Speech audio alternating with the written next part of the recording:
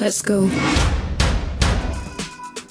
Carolyn, it's great to talk to you for this event. I'm glad you're here. I'll just dive right into it. So you could just start out by sort of giving us like the bird's eye view of Lyft's micromobility business. How are you guys doing right now? And I think especially sort of like given the issues that have arisen from the pandemic and how that's affected, micromobility companies around the world. How would you say you guys are? Have you recovered from the pandemic? Are you still recovering? Just sort of like give us a sense of like where things are right now. Cool. Hey, Andrew. Appreciate getting a chance to sit down with you. Yeah. So, COVID, I think, has created a bit of a time warp, but in sort of getting ready to sit down with you, I took stock of where we're at, and 2021 was actually our strongest year yet. We delivered 46.8 million rides. That was up 38% from 2020, which isn't surprising because 2020 was a particularly weird year, but kind of even cooler than that, we were up 11% from 2019. So, we've rebounded in a ride sense. And what that looked like at the market level where we're providing bikes and scooters is we set 9 different ride records in 9 markets. I think we're the largest bike share provider in North America. Much of what we've been working on as a team over the last couple of years is transitioning from the Motivate acquisition and shoring up and strengthening the programs that we inherited through that process. City Bike, just for context, is the largest station-based bike share program outside of China. We surpassed Velib, which is a point of pride for me. Velib was my first bike share experience as a young advocate many years ago. But pre-pandemic, City Bike, based on rides, would have been the 50th largest transit system in the country in the US. Post-pandemic, we're at the 25th largest based on rides. So, to put in perspective the kinds of volumes we're generating in some of our biggest systems, it's pretty phenomenal. And I'd add one more thought. When Lyft acquired Motivate, there was, I think, excitement, skepticism, a variety of emotions. But the thing that brought me to the team that made me excited to join and help through that transition was this sort of potential to introduce new people to bike share in particular at that time for the first time. And we're doing that. Last year we had 2.4 million first-time users. 1 million of those folks were previously just rideshare users, right? So we're introducing our customers who maybe never have thought of using a bike or a scooter to micromobility for the first time. And a couple quick final things to popcorn off to you. We launched our new e-bike, which builds upon the success we've had with our pedal bike, which is a real battle-tested vehicle at this point. And I think it's going to set the fleet standard. I'd be so bold as to say, we've built it to need less repairs. It has a much bigger battery, so it's going to be much more efficient to operate in the field. It's hardened in important places against theft and vandalism. And in the next couple of weeks, we're actually going to be launching our first electrified station in Chicago. So, one of the pain points in the industry now, the success of VE rideable is very clear, but how we operationalize them and make them efficient in the field so that they don't add to VMT is really critical. So, we're really excited about rolling out electrified stations in the coming months. Yeah, I definitely want to talk about the stations. First, I should note that the title of this segment is Public-Private Partnerships for Micromobility, which I think looking at it through sort of my cynical journalist lens is another way of saying, should cities subsidize micromobility with public dollars? And that's something I think we can definitely talk about.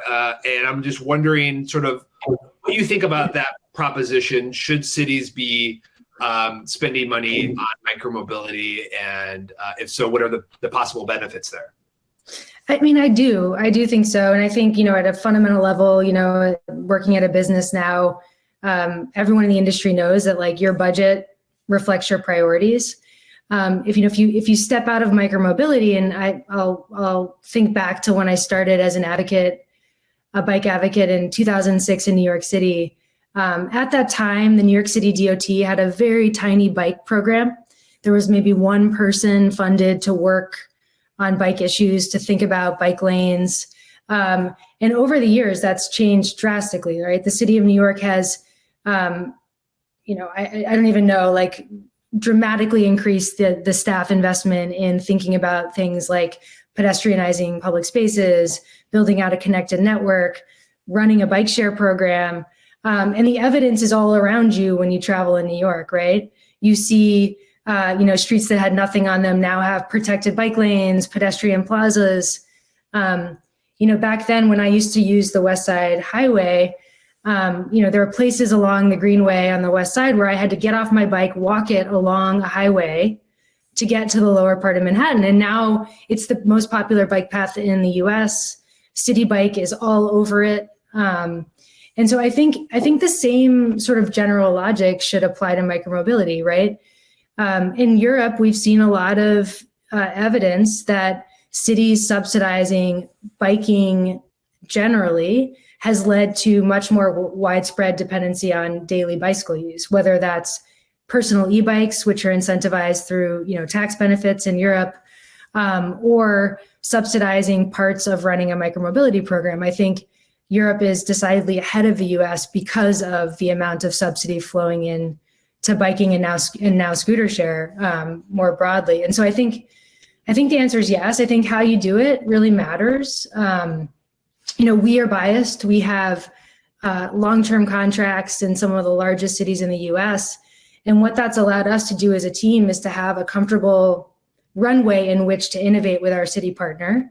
We have accountability to those partners through service level agreements and liquidated damages. But on the flip side, we know that we're going to get their undivided attention and helping us solve big problems around scaling a program like Capital Bike Share or City Bike or Divvy, what have you, right? So when we think about maturing micromobility from where it is now to where we hope it will be, 5 years from now, 10 years from now, I think we should aspire to being more like a public transit system. And as we know, public transit is subsidized in order to make sure you're delivering consistent, reliable citywide service in any place you are. So yeah, long way of saying, yeah, I do think it's part of the future of what's coming. I mean, sort of in that respect, Citibank, which is your most successful product, is famously unsubsidized. And that's like a point that gets made a lot. And I'm wondering what you feel Lyft could do with Citibank, or what would Citibank look like, or how would it look differently if it did turn into like a system similar to like what you were describing in Europe, or something, sure, more akin to a public transit system. Yeah, and I guess I was around, and I helped make the case as an advocate for no taxpayer dollars. We'll get bike share and there'll be no taxpayer dollars. And at the moment, that made a lot of sense. There was a lot of criticism, a lot of skepticism. So that's worth saying. But City Bike is subsidized, right? We have a generous sponsorship from Citibank to make it possible and plausible. The city of New York spends a tremendous amount of staff time and resources to make the program successful. Lyft spends a ton of amount of resources to make it successful. So, but to answer your question more specifically, I think we as a team want to deliver a citywide service. And the reality of micromobility is that, mixed use density, the possibility of having a lot of utilization because of density is really critical to balancing the books and to making the program right-sized. But that shouldn't be the end of the story, right? Like, we should be delivering a great quality connected city bike service in areas that are less dense, that have fewer trips. But to make that happen, I think subsidies are a really critical part. I think bringing additional resourcing to the table so that from an ongoing operating, expense side, as well as a capital expense side, you can make it all work with that subsidy. So I think, when we think about what's next, we think, let's pass the Bike Commuter Act, right? In the US and Congress. Let's really incentivize people adopting bike share as a daily form of transportation.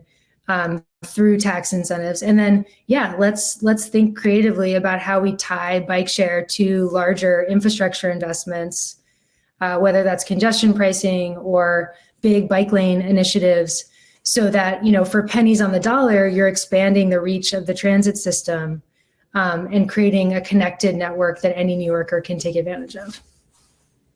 Yeah, I think it's probably worth noting that this is probably not a universally held opinion amongst micromobility companies, because I've certainly spoken to some companies in the past who have expressed some skepticism or some wariness about subsidies.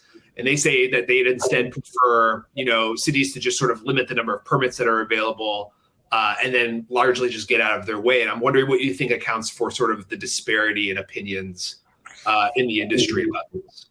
I don't know. I mean, I tend to think there was a huge disservice done at the beginning of the kind of like Dockless bubble. And I worked at OFO, so I was part of that disservice. It was a short stint, just a couple months. But this sort of idea that there was this old way of doing bike share, and now, you can get this for free. It doesn't take space. You don't really need to sign on to a long-term commitment.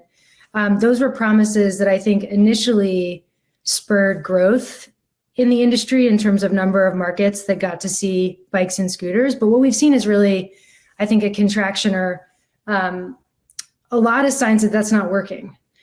Because what we're doing is leaving behind small, mid-sized cities that either don't have the utilization there, don't have the sponsorship potential there. And I think we're also seeing like a regulatory environment that's debilitating. When I tend to think that stations are like totally fundamental to the success of micromobility. I think there's evidence to support that in different reports that have been issued, industry reports. NACTO did a good one looking at the network effect you see when you have an expansion of a station-based bike share program. You see trips per bike per day grow as you expand that station network. With scooters, you're seeing tremendous demand, but because they're operated largely in a dockless fashion, you're seeing a point at which the number of scooters actually starts to decrease the utilization per scooter per day. You're seeing the opposite effect. And so as we think about scaling micromobility, not just like number of markets worldwide, number of rides worldwide, but how healthy we are within the market context, I think we need to think about, changes to the current approach. And part of that is how we fund it. And part of that is how we build it into the public right of way. So I would argue it's not a one size fits all. And there's certainly, trade-offs that you have to make. But, when I think about, I'm a New Yorker, I've got a clear bias. Like I was raised up in transportation riding public transit. And I really believe that like to deliver a great service, you need physical space there. You need a reliable, predictable place to go to find that service that you can always count on. And you need to sort of disguise for the rider and incentivize the behavior. And that has to do with cost, right? And so, when we look at some of the newer cities that have micromobility has been introduced in the dockless sort of format, I think we see a lot of cities adopting staffing models that are more about enforcement than they are about making a large program work. And that's pretty worrisome. It sort of pits the private provider against the city in a way that's artificial and doesn't have to be the case. Sidewalk detection is a really good example of that, where, we are sort of holding up this silver bullet, tech silver bullet that we are claiming will solve a problem that I think is fundamental to a dockless model. And I don't think we'll ever solve that, right? I think at the end of the day, micromobility can be an accelerant of great innovative work to redesign the public right of way. Or it can become to be seen as like a reinforcement of stereotypes about two-wheeled things being an intrusion in the public right of way. And I think we're at that crossroads moment. I said I wanted to talk about stations. You addressed stations again briefly, so I think we should get into it maybe a little bit more deeply, because I think we're starting to see, especially with the passage of the recent federal infrastructure bill in the US, and more money becoming available for things like electric vehicle charging, that there's going to be maybe some tension, maybe even some flat out fistfights over curb space coming up, especially in cities where it seems like some cities are going to want to install EV chargers for people's personal vehicles, whereas a lot of people in the micromobility space believe that that would be better utilized for more low carbon intensive smaller vehicles, things that are don't pose such of a threat to pedestrians and cyclists and things like that. So I'm just wondering sort of how you see that sort of coming debate unfolding, because as we know in cities, when it comes to curbs, everything is a turf battle, everything is about real estate. Where do you see priorities sort of being aligned from that point of view? Yeah, I mean, I think I'm really lucky right now to be the president of the board of NAPSA, the North American Bike and Scooter Share Association. And NAPSA just joined the Charge Coalition, which is a coalition that's formed up around the investment in electrifying the transportation network in the US. And what's just an interesting observation to sort of support what you're saying is that one of the things that NAPSA noticed when we were looking at the description of that coalition is that light electric vehicles really weren't called out. And the more that we dug in on that, we realized it was really just like an afterthought oversight. It wasn't an intentional leave out. And I think we have to, as micromobility providers, in this case, Lyft, we're being really vigilant of missed opportunities for us to think about creating an economy of scale between the EV charging focus and the micromobility work that we're doing.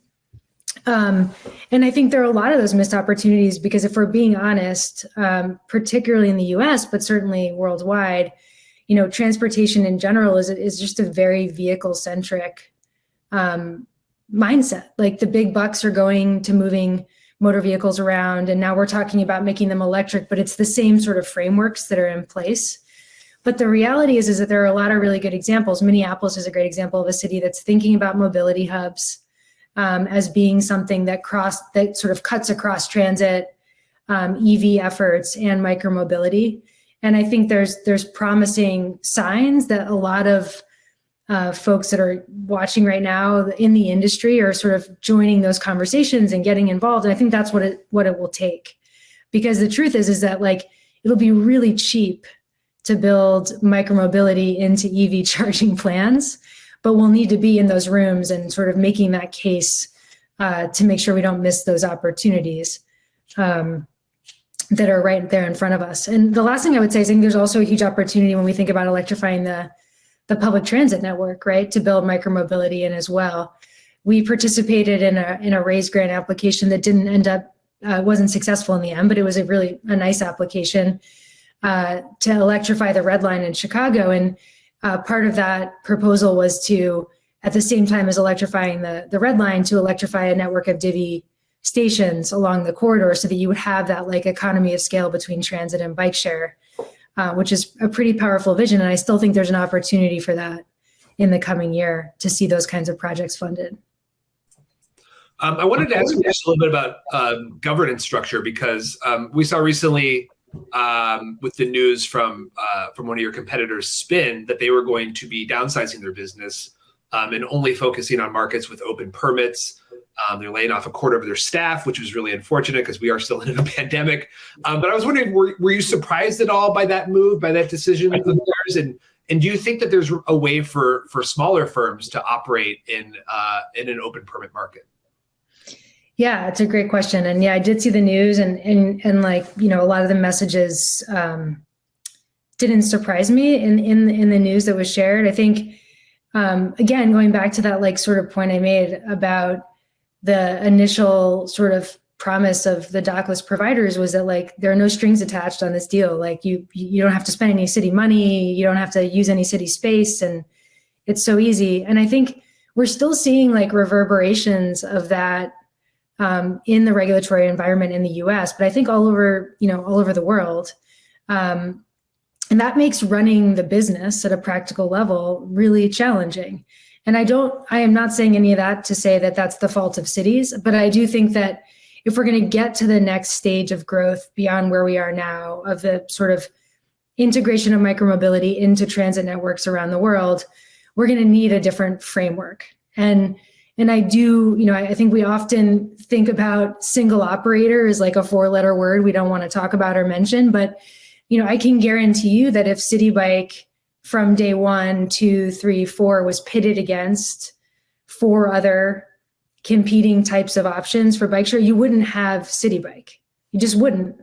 You would have, I don't know what you would have, but you wouldn't have a program at the scale that it exists today. And that has to do a lot with like the wherewithal on both sides, the private and the public, to keep showing up and keep working through the hard challenges and problems to grow the singular thing into a service that can perform at such an optimal level. Now, lots of cities aren't New York, so I'm not trying to say the New York model works everywhere, but I would hope that as we really push the envelope on public subsidies flowing to micromobility as part of transit dollars or independently of that there is an opportunity for all different types of providers to be in market as a single or limited operator, benefiting from some of those subsidies, bringing some of their own investment as well, so that we can start to build examples of programs that can stick around. I mean, during the pandemic, a point of pride for our team was that we didn't close markets. Like we kept our scooters and bikes on the street. Now, it's sort of a pathetic point of pride, right? That was, but a lot of companies couldn't do that because they didn't have the resourcing or the staffing or whatever it was, the model to make that work. And I think if micromobility can come and go overnight, we're not going to make progress in terms of these bigger structural, questions like subsidy, but we're also not going to create a meaningful alternative to using a vehicle. And I think that's why we all show up every day to work. So a lot's at stake in figuring out how to make a program work in a mid-sized small city for all of us, because I think the future of the industry, the sign that we're really healthy as an industry will be when we see those examples and they're successful. I think we have a few more minutes for one more question. So I wanted to ask you about fee structures, because I think that there is like a lot of skepticism about the government's ability to sort of keep pace with changing transportation preferences. I think we've seen in a lot of states, I think like in California, for example, that scooters and bikes are taxed at like a 30% rate over like TNC and rideshare. You kind of straddle both worlds at Lyft, but I'm just wondering sort of like why you think these priorities exist in terms of like fee structures and whether you see those sort of right sizing in any way in the future.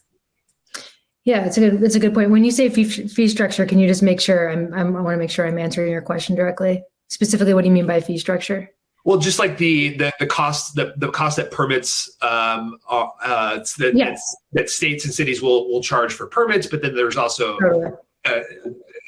all sorts of other things, insurance and sure. A list of things that companies will have to pay into in order to operate micromobility services in cities. Yeah, I mean, it's prohibitively expensive, and California is a great example where the indemnity and insurance obligations are cost prohibitive, like really across the board, pretty much at this point already. It's a really good question, and I think having proof points in the world of successful models of public dollars flowing in and creating genuine sort of value for the rider is critically important. And that's something that we're trying to do on our team, is really to tell those stories and bring them to life. I think Paris is a promising example. I mean, Velib has gone through so many iterations. To use an e-bike in Paris now is incredibly cheap, and it's because the government is subsidizing that choice. And the flip side of that is you're seeing tremendous e-bike usage, right? So what we're missing now in the US, I think, is there's a lot of things that are wrong. But the fact that like as a company, we would indemnify against a pothole means you are stunting the growth of micromobility to a point that only certain companies will be able to participate, let alone will you ever get to widespread adoption. So, I mean, that's one of the reasons why, I personally have participated in the NAPSA board And as a voice of the industry, I think NAPSA and others can be, a real force in bringing perspective to some of those fee structures so that cities can take a different look at how they're thinking about the service and what they're trying to get out of the company. Again, I think that sounds like I'm maybe being critical of a city, and I'm not trying to be. I'm trying to say that I think there is a systemic vehicle-centric mindset that has shaped so many policies that we take for granted, and we're sort of porting them over to micromobility in a way that could unintentionally stunt something that really has the power to solve a lot of huge challenges, which So I think those examples and conferences like this give us an opportunity to share ideas across companies, across partners, and we need to bring them to life. I guess really quick before we run out of time, any predictions about defense in the new year for micromobility? Yeah, I mean, I said one. It's very U.S. centric, but I think this is got to be the year that the Bike Commuter Act finally passes. We've been talking about it for more than a decade, and I think it has a moment. And the other one, I think aside from electrification, I think this has got to be the year that we figure out how to make the bike and the scooter work together. We've seen them sort of paralleling for a number of years, and the city and the company and together that can get that right, I think will set us on a new course, which will be really great for the whole industry. Bike and scooter harmony. I love it. That's a great way to end this chat. Carolyn, thank you so much for joining us and sitting down with us and answering these questions. I really appreciate it. Thank you so much. Seconded. Yeah. Thank you so much. I'd love to talk about how we can, partner with cities and private industry just to accelerate the adoption of micromobility even faster. So thanks for your insights on this. I think you're in a really key position to kind of shed light in a way that few can. So thank you. Thanks very much, guys.